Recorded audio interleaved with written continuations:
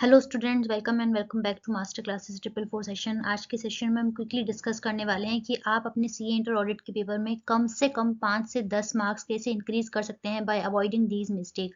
अब ये कौन कौन सी मिस्टेक्स हैं, तो ये आईसीएआई के जो एग्जामिनर्स होते हैं वो आफ्टर द एग्जामिनेशन जो कॉपी चेक करते हैं तो वो एक कमेंट की समरी यहाँ पे इशू करते हैं सब्जेक्ट वाइज कि स्टूडेंट्स ने इस पेपर में क्या क्या गलतियां की थी। तो मैंने उसी समरी का यहाँ पे ब्रीफ में आपके सामने यहाँ पे ये यहाँ प्रेजेंट किया कर रही हूँ, ताकि आप ये मिस्टेक्स यहाँ पे रिपीट ना करें जो पिछले अटेम्प्ट्स में दूसरे स्टूडेंट्स ने की थी।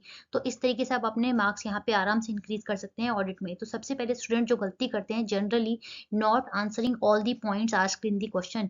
यानी स्टूडेंट्स क्या करते हैं जल्दी जल्दी में, जैसे लास्ट की लाइन ही पढ़ ली फॉर एग्जाम्पल उन्होंने, और उसमें लिखा हुआ था कि मैनेजमेंट का पॉइंट ऑफ व्यू क्या होना चाहिए इस पर्टिकुलर सिनेरियो में, तो वो उसी को आंसर कर देते हैं। जबकि बीच में कहीं पे ये भी लिखा हुआ होता है कि ऑडिटर का पॉइंट ऑफ व्यू क्या है या इस प्रोविजन के हिसाब से इसका क्या आंसर होना चाहिए। तो आपको पूरा क्वेश्चन अच्छे से पढ़ना है, अंडरलाइन करना है कि क्वेश्चन की रिक्वायरमेंट क्या-क्या है, कितने पॉइंट्स इसमें पूछे गए हैं एक ही क्वेश्चन में।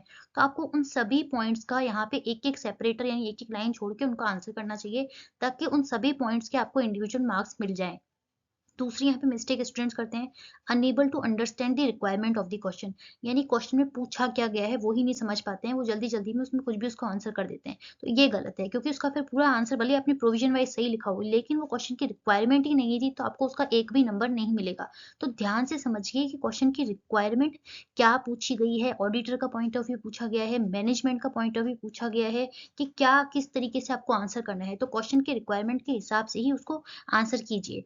और नेक्स्ट है इसमें writing general points rather than the specific point. Again ये मिस्टेक तो यहाँ पे हर स्टूडेंट यहाँ पे करता ही है। वो क्या करते हैं, जैसे फॉर एग्जांपल चैप्टर नंबर 5 है आपका कि इस पर्टिकुलर आइटम की ऑडिट में क्या क्या स्पेशल कंसिडरेशंस ऑडिट को देनी है, ऑडिटर को यहाँ पे देनी पड़ेगी। तो यहाँ पे स्टूडेंट्स यहाँ पे जनरल पॉइंट्स लिख देते हैं, लेकिन आपको जनरल पॉइंट नहीं लिखने हैं। फॉर एग्जाम्पल 5 पॉइंट यहाँ पे अगर आपके स्टडी मटेरियल में दिए हुए हैं तो वही 5 पॉइंट लिखने हैं आपको, अपने मन से बना के 5 पॉइंट नहीं लिखते हैं। तो यहाँ पे जो आपकी स्टडी मटेरियल में दिया हुआ है ऑडिट के, आपको वही लिखना है।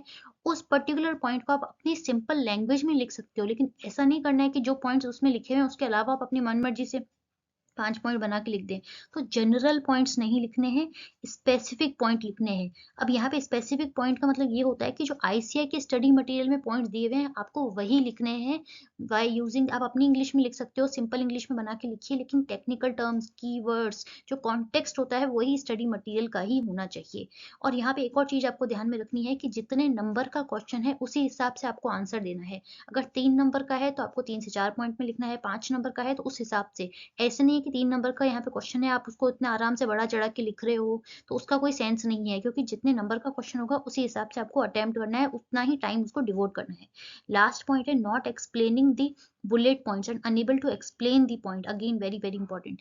यानी पहले तो पैराग्राफ में आपको नहीं लिखना है, जैसे मैंने आपको पहले भी इस फर्स्ट वाले पॉइंट में बताया था कि अगर जितनी रिक्वायरमेंट्स है, जैसे एक रिक्वायरमेंट का आपने आंसर कर लिया, एक लाइन छोड़ दीजिए, फिर दूसरी रिक्वायरमेंट आपने आंसर की, फिर एक लाइन छोड़ दीजिए, फिर कंक्लूड कर लीजिए अपने आंसर को। और जो भी टेक्निकल टर्म्स आप यूज़ कर रहे हैं, कीवर्ड्स आप यूज़ कर रहे हैं, तो मेक श्योर उसको आप अंडरलाइन साथ के साथ करते जाइए। तो इस हिसाब से क्या होगा, जो भी कीवर्ड्स हैं, टेक्निकल टर्म्स हैं, जो भी आपने सारे पॉइंट्स आंसर किए हैं, तो एग्जामिनर को क्लियरली दिखेंगे और उसके इंडिविजुअल मार्क्स वो आपको अलॉट कर पाएगा। और पैराग्राफ में मत लिखिएगा, बुलेट पॉइंट्स में लिखिएगा। जो भी आपको लिखना है छोटे-छोटे बुलेट पॉइंट, छोटे-छोटे पैराग्राफ्स बनाइए, उनको अंडरलाइन कीजिए, इस हिसाब से आपको एक्सप्लेन करना है। और जो लास्ट पॉइंट इसमें लिखी हुई है वो तो बहुत ही इंपॉर्टेंट है। फॉर एग्जाम्पल आपसे पूछा गया है कि ऑडिट प्रोग्राम्स की लिमिटेशंस क्या हैं, या इनहेरेंट लिमिटेशंस क्या हैं इसकी ऑडिट की। तो जो भी आपको पूछे गए हैं, पर्टिकुलर फीचर्स पूछे गए हैं, तो उसके केवल पॉइंट लिखने से आपको पूरे नंबर नहीं मिलेंगे। उन पॉइंट्स को आपको एक्सप्लेन भी करना है, जैसे स्टडी मटेरियल में किया हुआ है कि फॉर एग्जांपल आपने फीचर लिख दिया, तो उस फीचर को उसको 1 से 2 लाइन में आप उसको एक्सप्लेन भी कीजिए, तब जाके आपको उसके पूरे नंबर मिलेंगे। तो इस हिसाब से आपको अपना सी इंटर ऑडिट का पेपर अटेम्प्ट करना है। तो आपको वैसे भी इस पेपर के लिए बहुत एक्स्ट्रा टाइम भी मिला है, तो मेक श्योर आप ये सिली मिस्टेक्स नहीं करें, ताकि आप अपने सी इंटर ऑडिट के पेपर में अच्छे से अच्छे मार्क्स स्कोर कर पाएँ। So wish you all the best. आपको अगर जो भी रिक्वायरमेंट चाहिए हो आप कमेंट सेक्शन में बता सकते हैं, मैं उसके ऊपर क्विक रिवीजन का वीडियो डाल दूंगी। Thank you so much.